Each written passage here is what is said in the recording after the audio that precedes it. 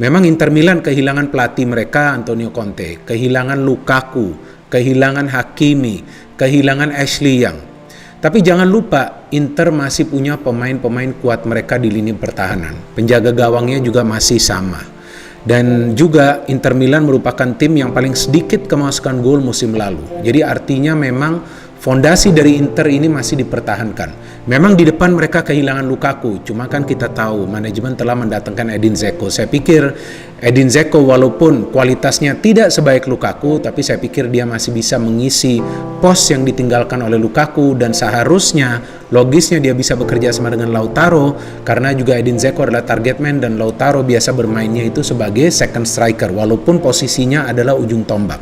Dan mereka juga mendatangkan Dumfries. Kita tahu Dumfries ini adalah kapten dari PSV Eindhoven. Dia memilih juga untuk pindah ke Inter, tentu adalah tantangan baru bagi Dumfries bermain di Serie A.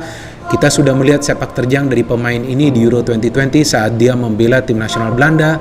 Pemain ini sebetulnya menempati sektor fullback sebelah kanan, tapi pada saat bermain di tim nasional Belanda dia bermain di wingback. Artinya dia juga seharusnya tidak punya masalah untuk mengisi pos dari Hakimi.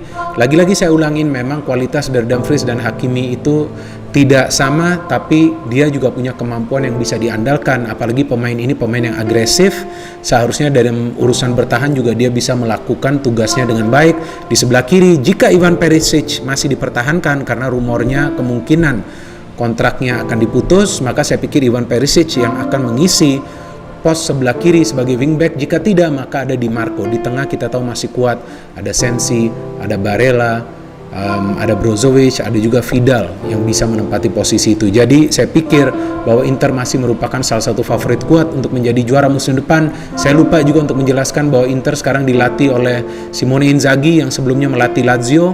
Uniknya Inzaghi ini juga punya formasi atau sering menerapkan formasi dan juga taktik yang sama seperti Antonio Conte, formasi 3-5-2, dan juga menerapkan compact style of football dalam urusan menyerang. Jadi compact style of football itu bukan selalu berarti bermain bertahan. Dan juga Inzaghi cukup sukses di Lazio dengan menangani tim seperti Lazio yang diisi oleh pemain-pemain yang biasa-biasa saja, tapi dia bisa membawa Lazio untuk bersaing di papan atas.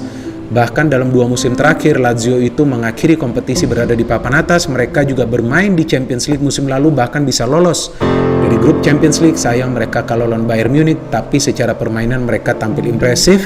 Maka itu saya pikir dengan Inzaghi seharusnya para pemain tidak begitu mengalami kesulitan untuk beradaptasi dengan taktik Inzaghi, karena tidak beda jauh atau beda tipis dengan Antonio Conte. And Inzaghi juga punya knowledge, punya pengetahuan tentang peta kekuatan di Serie A.